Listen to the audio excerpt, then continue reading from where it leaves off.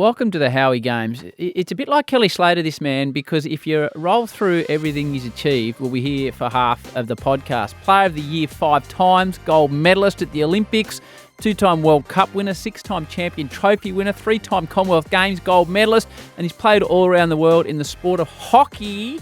Jamie Dwyer, great to see you. Holy moly. That's about all I have on my sheet, but it takes up a page and a half, mate. How are you going? Yeah, I'm good, thanks. How are you? Yeah, I'm excellent, mate. Thanks for coming on the show. Now that you've retired, do you get to look at that and understand the full achievement of your significance? And congratulations, mate. It is an incredible record that you have playing hockey. Yeah, thanks very much. And to answer your question, yeah, I guess once I have retired, I do look at it and sort of go back and be very grateful and proud of what I've achieved. I think when I was playing, I definitely didn't recognise it. I was just all about the team, next tournament, how am I going to get better, what do I need to do, and really focus on that. But now I've retired and sort of stepped back and happily, my marriage and life and stuff, I look back and I'm very proud. It still feels a little bit weird that I did those achievements. When I look back, I'm just, I'm hanging out with my mates or whatever, and I think, oh yeah, I was 5 times best player in the world. That was pretty good.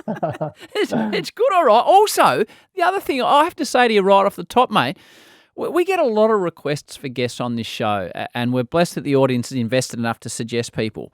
So the suggestions over 5 years, and that's why I should have done this earlier and taken up some of your time.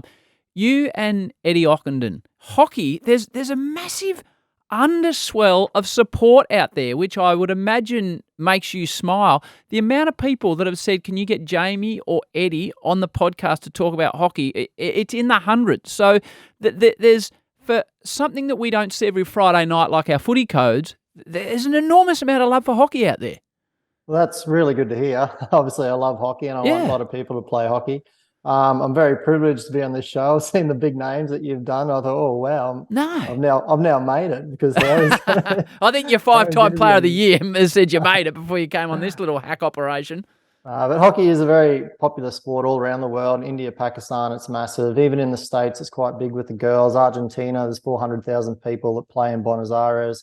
Europe, like in Holland, it's the best and biggest competition in the world. There's waiting lists to play hockey for 6 or 7 years, especially for the girls. So it is a popular sport. It always has been popular. In this country, it's quite, we have so many sports: AFL, rugby league, all the non-Olympic sports, cricket, netball, which take up a lot of the media, and people follow them. Even my kids, want to be like Nick Nat Nui or one of the rugby league players. So, but yeah, I'm glad hockey. A lot of people wanted you to hear a hockey player, and I'm the first one, right? You are the first one. You are. So, I should have done this earlier. Well, if you're going to start, you might as well start at the top. You might as well talk to a man that's in the GOAT conversation of hockey, which I know you're a modest man, but there's so many things I want to talk to you about. Before we get to hockey, I'm fascinated by this, because I've been to the venue. I reckon your great mate Adam Gilchrist told me to go there, and I went there a couple of years ago during a big bash. Bib and Tucker, he said, Jamie Dwyer owns this restaurant with a couple other blokes you'll know. And I thought, Jamie Dwyer, the hockey player, owns a restaurant. So plug your restaurant, tell me who you're in it with, and run me through the menu and tell me what on earth did you know about running a restaurant when you fired it up, Jamie Dwyer? Yeah, I know nothing about running a restaurant. I still don't. It was all Eamon Sullivan, really. I went to he had a little cafe in Subiaco, and I went to the opening and had a chat to him and said, mate, that's awesome. If you want to start up something like this again, you need investment, just let me know. About 2 years later, he sends me a message on Instagram or Twitter or something. He said, hey, mate, do you want to invest in a restaurant? And I was thinking something, 50 square meters, a little cafe, chuck in 10, 20 grand or something like that and have a bit of fun. He said, we got this beachfront, 550 square meter lot. We got to pay 20 years lease up front. It's going to cost this much money. And I was like, whoa, okay. This is by the DM on Insta. Good on you, Eamon. So we got into it, and I thought, what can go wrong? There wasn't too many restaurants on the beach in Perth at that time. And yeah, Eamon was pretty, he was pretty clued on with that stuff. He'd been on MasterChef but we had no idea what we were doing. Luckily, Eamon knew Matt Moran, a few other people he could have a chat to. We got the chef in, Scott Bridger, who has been there from day one, which has been a huge bonus because chefs rotate quite frequently. But yeah, it's a wonderful restaurant. We just had our 10-year anniversary a couple of weeks ago, or a week and a half ago, in Perth at the restaurant. And there was about 120 people that came along. We had fireworks, and I was chatting to Eamon, and Steve Hooker wasn't there. He was an owner, but now he sold his shares to Scott Bridger, the chef, and the three of us. I said, guys, well done. Like, I'm proud of this place. I gave myself the title of official taste tester of food and beverage. Unpaid job, but I took it quite seriously. Gave a lot of feedback to Eamon and the chef. But yeah, it's great, and just something I stumbled in, and I wouldn't recommend it because it's a lot of hard work, and you got to get it perfect for it to have success and to turn over money. But Eamon and the chef have done an excellent job, and Steve, and we're making money, and it's a great restaurant. Well, the scenery, it's just unbelievable. You got Leighton Beach, and it's just perfect. So, and the food's good. It's modern Australian. Fremantle octopus is one of my favorite dishes there. The gnocchi, which I'd never eat gnocchi anywhere, but the gnocchi's amazing. The steaks, the lobster tacos, it's all good. Bib and Tucker, if you're in WA, if you're in Perth, you need to go down, tell them you listen to Jamie on the Howie Games, and they'll give you 3% off or something. They might charge you more. Have you ever fired a shot in there? Have you ever washed a dish or cooked anything, or are you strictly Eamon says, righto, Jamie, out the back for you? Yeah, no, I don't give. I know what I'm good at and what I'm not good at, and I leave the professionals do it. So I haven't done anything, not washed a dish. I used to go up to we had a rooftop up there, and we used to have a beehive with honey, which made our own honey. Just to go out and check on them occasionally, and the veggie garden up top. But no, I didn't do anything. But yeah, I remember the first time I walked in there, my son Taj, my middle son, could hardly walk. He was stumbling around, and now he's 12 years old, and just goes so quick. But yeah, I'm very proud of Bib and Tucker. It's a great restaurant, and yeah, credit to Eamon and Scott for what they've done with that place. So you should be, mate. I was trying to think today, the first time I met you won't recall this. I think I will. Well, it was 2010 in Delhi, the Commonwealth Games, and I was chasing you to have a chat because I was given a sort of a roaming role after the swimming finished to sort of go and shoot a story a night on what I basically picked as an interesting event. And I went, so kids, if you're listening, this is why you need to get into hockey, because Jamie talked about how global it is. It's in Delhi, and India were playing Pakistan, and you were there, and I did a story on it, and I'd heard about the rivalry between the two countries, but I'd honestly, Jamie, put that as one of the top 5 sporting events I'd seen live for the passion and the security and the build-up. And I remember having a quick chat with you. You gave me a grab or two for the story. It was like a few sporting events I'd ever seen, and that's when it hit me how big the rivalry was, but also how big hockey is. Massive in those countries, and that rivalry. If you ever get a chance to watch India, Pakistan, no matter where it is in the world, go watch it because it's just unbelievable. Some of my best memories, like top sporting moments of watching those games, and just how the entertainment, like the passion and stuff, and they really dislike each other. So it's quite interesting. But no, I remember one time in Sydney, it was in 2003. We had a 4 nations: Australia A, and Pakistan, India. And Pakistan, India were playing before us, and we rocked up to the ground, and it was just packed. The whole stadium was packed. And then after their game, they all went home, and Australia had to play Australia A. I was like, oh, come on, where's the crowd gone? But everyone went like to watch that game, and yeah, fair enough. It was just there's always entertainment, always a red card, always something. I remember standing in the stadium, and Pakistan first India had a penalty corner, so we did a piece to camera about, all right, if India scores here, this place is going to go bananas, and they scored. And it was an explosion of excitement. And then 5 minutes later, Pakistan got a penalty corner. And I remember standing up again saying, this would be interesting to see what happens. Pakistan scores. And old mate from Pakistan puts it in the back of the net. And like dead silence. It was an incredible sporting event. Yeah, it's brilliant. You don't have to watch it in India or Pakistan. If you watch it in Holland or somewhere else, it's also just as good. So for you, hockey, it's not like you grew up in Queensland, right? And I presume most blokes and girls now, thankfully, are playing NRL, playing cricket. I know you played a lot of cricket. That's why you're a big fan of our man Gilly. How do you get into hockey? Is it a family thing? Why the choice?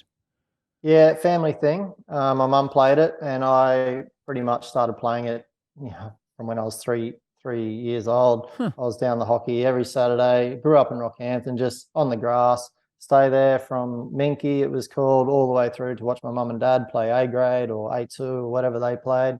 They'd stick around, and you'd have a party, and yeah, you'd be there from 8 o'clock in the morning, quickly jump home for lunch for an hour, and then straight back there and get home at 7 o'clock at night, and then Sunday was off. So yeah, I just loved it. I loved how it was a family sort of affair, 50% male, female. I loved that it was at the Olympic Games. That was one thing that I really like, why I loved it so much. I watched the Olympics, 92 Olympics, 96 Olympics, every game I think about 50 times, because that's what I wanted to do ever from a really young age. And it was so far away. Growing up in Rocky, the world was pretty big back then. I thought there's no chance. Well, I actually thought I've got a chance, but everything's going to have to fall my way, and it's going to be hard. I'm going to have to commit to it, and I'm going to have to be in some uncomfortable, positions that I probably don't want to put myself in. But it just is just I was just addicted to it. Oh, well, I wasn't addicted to it. It was a dream. I know that's cliche. It was a dream. And then when I started playing for Australia, then I got addicted to the competition and trying to get better and beating the best players in the world. And were you a gun? At what age? I often ask this of my guests, and it's no time for false modesty here, Jay Dwyer. At what age were you, oh, wow, we're playing against Jamie Dwyer, he's a gun? Was that right from the start at 5 years of age, or did it take you time to develop? It took me a bit of time, I think. I was well, for Rockhampton, I was the best player in the team. We didn't have that many players, so it wasn't much competition. But and then I got to the Queensland level, and I was, top 3 or 4, but I was never a gun. I knew I had the skills, but I was quite late at developing my speed, and mentally as well. I wasn't ready to play for Australia when I was 18 or 17. I played my first game when I was 22. So it took me a while, but I think and I've also seen a lot of guns that never played for Australia. I'm like, oh, I don't want to be that guy. That guy's so talented and so good, but he didn't want to commit and didn't want to put in the hard yards. And then on the other side, I've seen guys who are pretty limited in their skill level, but they were good, solid 150 game players for Australia because they put in the hard work. So I thought, okay, I've got the skills. I'm growing. I'm getting faster, and then I had to just change a lot in my life with my food. I had to get to know my body, what worked well for it, and then just try to make sure that, I could get the most out of what I've got. And I was never the fastest, never the fittest. I was never the most skillful, but my competitiveness was always there. I never met anyone as competitive as me. I listened to the Andrew Johns one with you, and I thought, yeah, that's one competitive guy. And Tom Brady, I look at him, I go, he's like the most competitive guy I've seen. But I've never met anyone. Rick Charlesworth was probably the closest, but that a person that I've met. But I was just really competitive, so I just drove myself to get better every single day, and I just loved competing. So as a country kid, often we hear a lot with our soccer players that have been on this show, Jamie. At a young age, they have to go overseas. Like John Aloisi has to move to France or Belgium, and it's a massive shock for him. But he was a city boy. Were you a country boy that had to move? Like, did you have to move to Brisbane as a young fella to progress? And was that a difficult transition for you? Yeah, I had to move to Brisbane, so I moved here when I was 17 from Rockhampton to Brisbane. And What was it now like? you think it was the hardest decision of my life. I hated it. I didn't want to go. I had a girlfriend in Rockhampton. I had all my family, very close family. Both grandparents, my great grandma was still alive. My sisters, cousins everywhere, and yeah, I just didn't want to go because everyone was there and everyone had jobs, and they just lived a normal, simple life. But I said to myself, I was like, all right, if I don't go, I'm going to regret this for the rest of my life. So I jumped on that plane crying as an 18-year-old or 17, and then got down to Brisbane, lived with my uncle, who was great for me. I lived here for a couple of years and then got invited to the Australian Institute of Sport in Perth, which was in 99. So I was 19 turning 20. And then I was over there for a couple of years and I knew I had no chance of making the Sydney 2000. So I was just there training and, the squad didn't change too much. So I was just rocking up, going through the motions. And at the end of 2000, I got dropped from the Australian Institute of Sport, but decided to stay in Perth and give it a go. And that was the real kick in the butt where I was like, all right, I'm here. I've got it. I had belief in myself, but I just needed to change a few things. I needed to get much fitter. I needed to get faster. I needed to set goals and really, try my hardest rather than, because at that age, you have a lot of distractions in life. And there was no, it was hard just to get on the phone and call my family. You had to go to a payphone and call them. And I miss them a lot. I miss the family.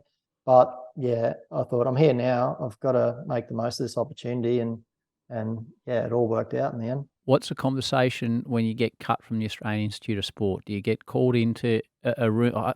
The reason I ask you, Jamie, is 98% of the athletes that have been on this show have been told at some stage they're not good enough. And as you say, if you look at the athletes that have been on this show, it's hard to think that Justin Langer could have been told he wasn't good enough, or Cameron Smith was told that he wasn't going to make the cut in golf. So what was it like when you were told, sorry, mate, there's no spot for you here at the AIS? Yeah, well, in hockey, you've got this, you're under 13s, under 15s, under 18s, Australian Institute of Sport, then you get selected for the Australian team. So I'd made all those steps. And then I remember exactly where I was. I was working at Cash Converters down in like underneath like little area from a bloke who owned it, was a hockey guy. So just come and do some part-time work. And I got the phone call on my mobile, and it was the high performance manager or director then. And he said, look, unfortunately, you're not in the Australian Institute of Sport. You can do whatever. You can go home because you can get a free flight home. Or it just hurt. It hurt so much. And it was then I was like, oh, come on, like I'm good enough. Had to tell myself I'm good enough to do this. Just stick around, try harder, and then hopefully one day I'll get my chance. Because it was after 2000 Olympics and there was a new coach coming in as well, Barry Dancer. So Terry Walsh had stopped. Barry Dancer was coming in. I thought this could be a fresh start. I just need to prove myself to him that I'm good enough. And thankfully, a few months later, I proved it to him, and he said that I was in the Australian squad. So I went from getting dropped from the Australian Institute of Sport, could have went home, never played for Australia, decided to stay in Perth, went to trainings because they needed extra people to go to training, played the Australian Hockey League, and Barry Dancer said, you're in the Australian team, which meant I was about to get my first cap for Australia. Hey, Jamie, because you've listened to this show, you'll know that I have a couple of kids, and whoever's most interested in the guest asks a question.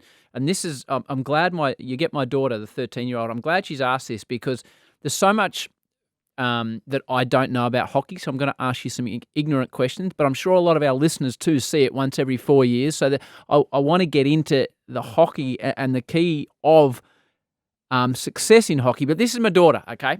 Her name is Sky, but she operates as the Pickle. This is what she's got for you. You ready, Jamie? Ready. Hi, Jamie. Pickle here. I love watching the hockey on the Olympics. Wow, you guys must run a lot. I think hockey's a super cool sport. And I love to run. So, what I want to know is, in a hockey match, do you guys wear a GPS? And if so, how far do you run? Because it looks like you guys run the whole time.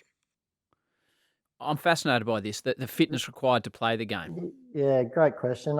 In hockey, you have to be fit, but you also have to be fast. And the game changed over my time. So in 2002 or 2001, when I debuted, to probably 2008, I hardly got substituted. I was on the field for 60 minutes out of the 70 minutes. These days, the game goes for 60 minutes, but you're on and off. So you're on for 6 minutes and off for 3, or on for 5, off for 5, depending in which rotation you're on. Like our football codes have done. They've really started to work those rotations. Yep. Yep. So back in the day, before the rotation so much, I used to run around about 8 to 10 kilometers a game over that 60 minutes, which I don't know, isn't that much, but it's a lot of change of direction stuff. It's not like an AFL field where you can run 100 meters straight. It's like 5 minutes, 5 meters to the left, and you change direction 5 minutes to the right. And what they do these days more so is meters per minute.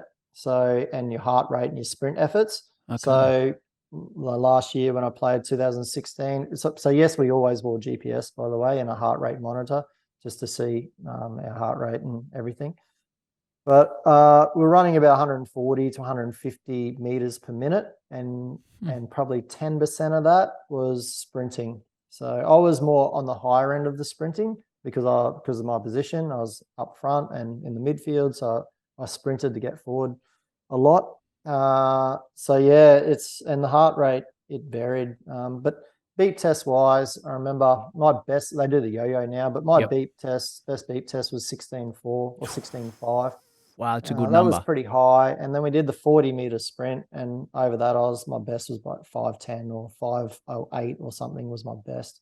So yeah, my biggest asset though was my change of direction, and I could stop faster than everyone else. I'm not tall, and when you come up against the Germans or the Dutch, they're quite tall people. So my ability to be able to sprint with the ball, which is a skill, which is very hard. Not many people can do that, but I can sprint as fast as I can with the ball as what I can without it, and then just stop on a dime when the big fullbacks would, take an extra step or two, and then I can change direction. So yeah, there's a lot of that's the good thing about hockey as well. You can be tall, you can be short, as long as you're fast, everyone's got their different strengths. We'll get to the final. So 2004 is your first Olympics.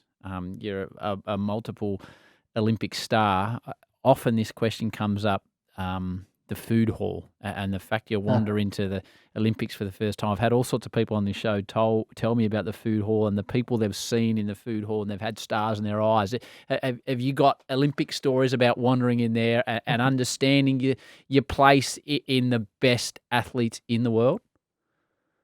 It is one of the best experiences about the Olympics. First, first of all, you go with nothing to the Olympics, and then we used to get a shopping trolley and you get all the Olympic gear. This is in 2004. Yeah. You just chuck it all in the shopping trolley and you get home, you put it on your bed and you try it. It was so exciting. And then the food court, like you just rock up and you could sit there and watch for hours. There was shot putters come in who are like 140, 150 kilos. You got the volleyballers or the basketballers walking in, LeBron or Usain Bolt. And then you'd have like it's just the gymnastics, like they'll come in, they're little, like it was just, you just sit there, Nadal, Federer, like you could just honestly sit there all day and just watch and just, I've seen him on TV. Oh yeah, there's Michael Phelps over there with his 20-odd gold medals. Wow. It's unbelievable. It's one of my highlights. So yeah, we used to, especially 2004, because it was my first Olympics. I was quite young, and me and some other young guys just go and just sit there and have a coffee or, have a, glass of water and just watch people. It was also the first time I was privileged enough to go and work on Olympics. So I've got some very fond memories of Athens. And people often say, in your job, you must have seen some amazing sporting events. What are the best you've seen? And there's a few that spring to mind. Kathy Freeman winning her gold medal. John Aloisi, I was there just as a regular punter. I went to watch the football that night in 2005. But I had the night off that the Kookaburras were playing in the gold medal match, and I probably never told you this. So I went to that game, and we'll go back some steps with you. But that match and the explosion of excitement at the end is within the top 5 sporting events I've ever seen live, yet it probably doesn't get the recognition it deserves amongst the greater Australian sporting community. Like, you and that team are part of one of the great moments in Australian sport, I reckon. Thanks. Yeah, I obviously like that moment as well. It was, like I said, it was a dream come true. I remember at the ground, I got there and there was no seats available. And I asked Laurie Lawrence after, I said, how'd you get so many people in? Laurie Lawrence had 4 tickets or something like 10 tickets, and ended up getting like 500 Australians through the front Good gate. on you, Laurie. That was a bonus because there was a lot of Dutch people there, like there is. But yeah, I remember warming up, and I was obviously very nervous.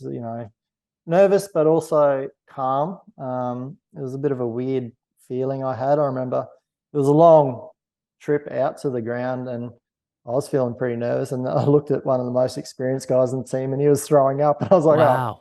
I'm not too bad. This guy's struggling over here." Well, But just he always hold that thought for a sec, Jamie, so I can set it up for people.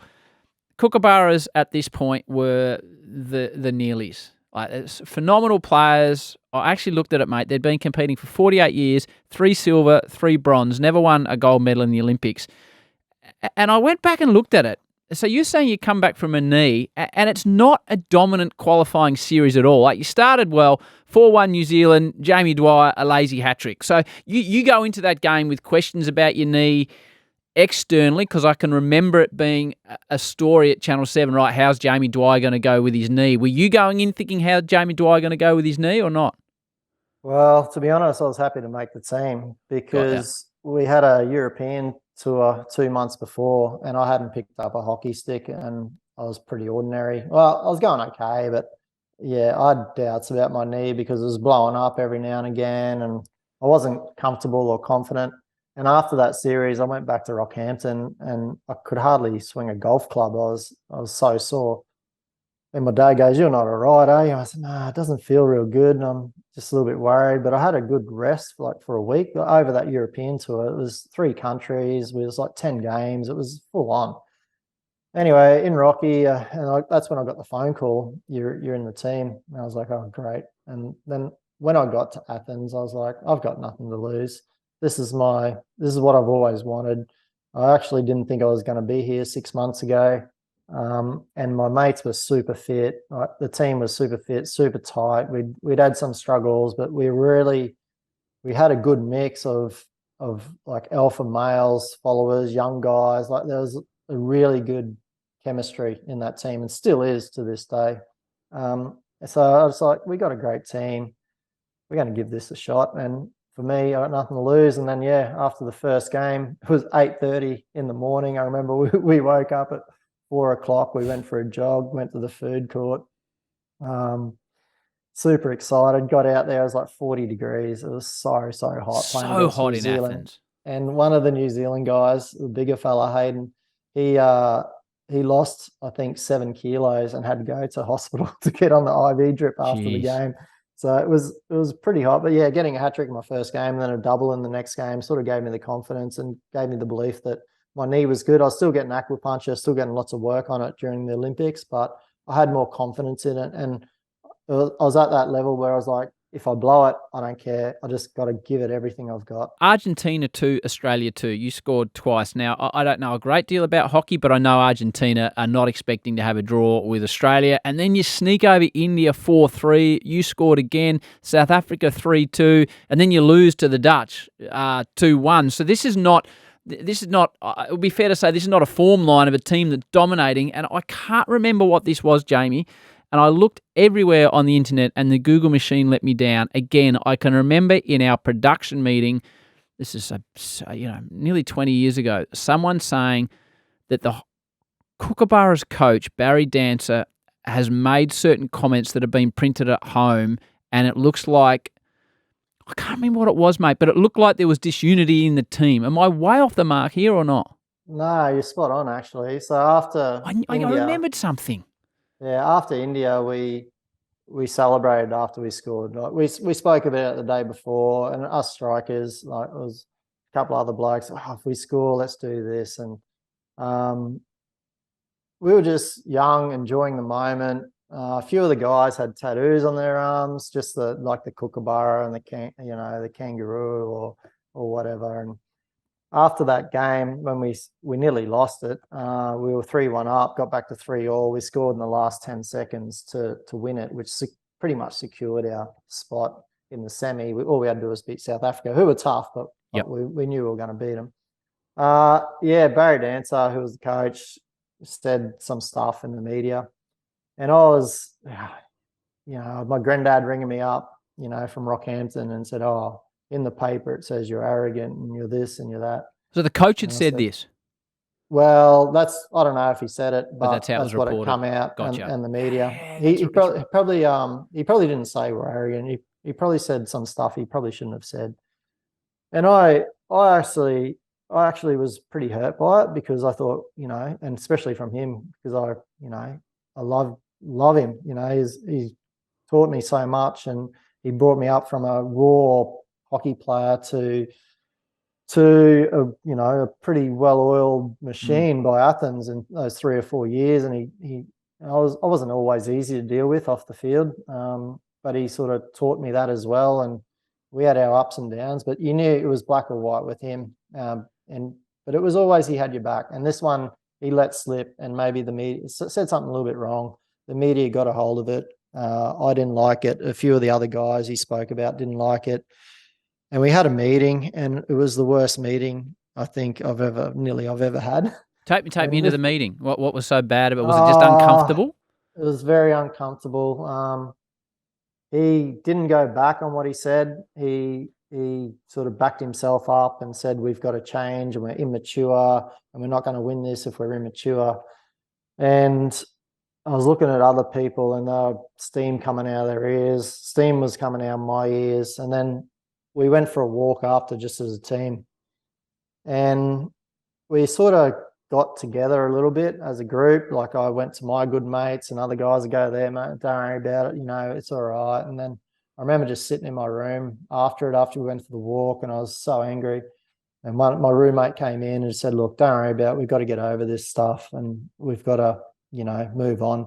And maybe one of the leadership guys had a chat to the coach, because he come up to me just as we got off the bus to play South Africa, and he took me out. We were all in the change room. He took me out, and he said sorry to me, and then he took another person out and said sorry. And after that game, he said, look, he apologized, which not many people would do, but that was him. You know, he made a mistake. We all make mistakes. He admitted it. It disrupted us for a day. If we lost to that game to South Africa, punches probably would have been thrown, but we got through that, and we moved on. And it disrupted us that much that we become closer because of it. So we just let everything off our chest. Any problems we had, we all just spoke to each other. And like I said, chemistry in that group, I could easily talk to the oldest guy, most experienced, or the youngest guy, and we're all together. And then the coach and the coaching staff, you know, sort of joined in and apologized, and we were all then on the same page. And after that moment, there was no looking back. I thought, looking back at it now, it was probably a good thing. If we just went through and everything was easy, you know, life doesn't work like that. Sporting events don't work like that. So we, in the end, it was a blessing in disguise, and we just went out there and then dominated the next. We lost to Holland, but it didn't really matter. We had, I think, twice as many goal shots as them, and we smashed Spain in the semi, and then the final was, a tough encounter. So the final, I got memories of what physically happened on the field, but I don't know how much mental preparation you did in your career, and I'm sure it increased as you went on, but you're talking about being nervous, and I've told you that your team hasn't won for 48 years. You're the pin-up boy. You've been scoring the goals. There's guys in the corner, you said, dry reaching due to nerves. What did you learn about your career? I'm reading a book at the moment by Shane Watson, and it's fascinating, and he's exploring mentally what helped him go from, in his words, talking about really struggled with his test career because he didn't have the right mental preparation and blocking thoughts out and jamming positive thoughts in. And the last 6 years of his career, he was unbelievable. And he said, my skills were no different. It was my mental preparation. It's a fantastic book, Jamie. I'll think of the name and I'll whack it in here. But you're going into the biggest game of your life. Looking back on it, what mental processes did you have? What did you learn as your career progressed about mental preparation for sport as opposed to the physical, which we have been talking about? Well, later, I'll speak about that instance for starters. I was nervous, obviously, is what I wanted to do ever since I was 3 years old, was to go to the Olympics and win the Olympic Games gold medal. The training before was really relaxed and really great. We prepared really well. Everyone was crystal clear on the game plan. The coaches were great. Everyone was fit. We were ready to go. And I guess you have that little thing, this might sound weird, but you have that thing in the back of your mind that if you lose, you get a silver. So that's not too bad. Okay. But there were guys who'd been to 2000 who had that pain of losing in the semi-final against Holland in shootouts, and they just said, let's make the most of this opportunity. I myself was quite calm. I was nervous, but I'd had this set play of listening on the bus to the ground that I could listen to, and it finished with Eminem, "Lose Yourself in the Music the Moment You Want It," and that was my last song. And I thought to myself at the time, I've been preparing for this basically my whole life. So when I was at Rockhampton and we were training, I'd pretend I was at the Olympic Games and it was the golden goal and it came out to me. And most times I'd miss that training back in Rocky.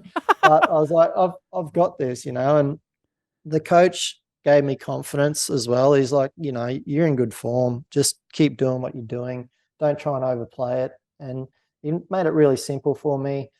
I chatted to my other strike forwards, to my left half. I chatted to all the guys I needed to chat to prepare. And I thought, yeah, well, whatever happens, let's go on. Let's give this a red hot crack.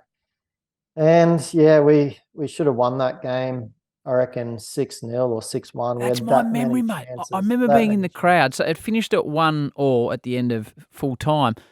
And it was, from the outside, it was like, oh my God, what if they lose this? They should have won 10-3. Yeah. Yeah, that was typical. Us, we'd always enter the Australian team. We'd always enter the attacking circle more than the opposition got into it. So mathematically, we should score if we're vigilant and thorough inside the attacking circle and defensive circle. But at that time, we weren't too great, and we had a penalty corner, but it wasn't a great penalty corner. And we had 9 corners that game, and I think we scored one, or no, we didn't score one until I scored at the end, but they had 2 and they had a great penalty corner flick here. And I thought, oh, here we go. They're just going to get a corner, go down and score. And this is the one that got away pretty much. But yeah, and also I found out like 1 minute before the game that if it went to strokes, I was going to be the 5th penalty stroke taker. Oh. So I'm like, I really don't want this to go to strokes. So for those, so you have full time, then you have extra time with a golden goal. If no one scores in that, you go to penalties. But if anyone scores in extra time, game is over, golden goal. So what is it? It's 1-1. You've dominated the game. So to me, the Dutchies are mentally up because they're like, wow, if we score 1 goal, we're going to pinch this game. Whereas to me, from the outside looking in, it was, wow, if we lose this, we're never going to forgive ourselves. So what does the coach say in this instant with a gold medal on the line at the end of full time? How long does he have with you and what does he say? Oh, he's probably got 4 or 5 minutes. I actually can't remember what he said, to be honest. I was like in the zone. I'm like, okay, we've got this. I was more having chats with my strike forward line about their outletting. He probably just said, just keep going. We've dominated this game. Chances are going to come, get to the right spots, which they did. So that first 7.5 minutes, we dominated that. Yeah. We had so many shots again. We couldn't score. And then right on the first period of extra time, we got the corner. And what happens with the corner, someone runs over to the coach. You get a code, like it could be 3A or 1B or whatever. We all know what that corner is. They come out and they relay that to the group. And the corner was a variation corner. So depending on what the opposition run, it could go either to me or it could go to the other way. But I knew like it was 99% chance it was coming to me because they run the same way all the time. And did you want it? Did you want it to come to you in that moment? Yeah. Listen to wait for it. So then the drag flicker, so the main guy who, trap it and flick it in, he goes, why don't I just flick it in? And I said, yeah, you should just flick it in like this. Because that's the simplest way. There's a lot of less things that can go wrong. And the captain, who stopped the ball, he goes, no, let's just stick to the call because we've never changed the call in our life. So let's just stick to the call. And I'm like, okay. So it came over to me and I had 2 chances in normal time and I flicked them. So when I flick it, I can put the ball anywhere in the goal. It doesn't have to hit the backboard. It can go anywhere. But if I hit the ball, it has to hit the backboard unless it gets a deflection. So I flicked the 2 before and he saved them actually a pretty good save. So I thought, I'm going to flick this again. Out the corner of my eye, the guy was on me higher, a little bit higher than what he normally was. So as the ball was coming over to me, I was like, I have to hit this. So in that split second, I've changed from flicking to hitting. So I hit it, come off sweep. It missed his foot by about 1 or 2 centimeters, went in between the keeper's pads, up into the goal. And I remember it was like, I don't know, the movies where it just stopped. Everything just completely stopped. I was like, yep, I hit that. It got a deflection. It's in the goal. That's a goal. And then I looked over to the umpire. He blew a goal, and then I ran off like a crazy man and celebrated for a while. the perspective that I remember, so it's the end of the Olympics. You've been working hard. It's near the end, obviously. I don't know what day it was on. I just remember beer being thrown everywhere because they had those plastic cups in Athens. They wouldn't give you a can, and there was just beer everywhere. And then there was just guys in green and gold running towards you, just like blokes off the bench, coaches, medical staff. That's why I said to you, it's one of the top 5 sporting things I've ever seen live.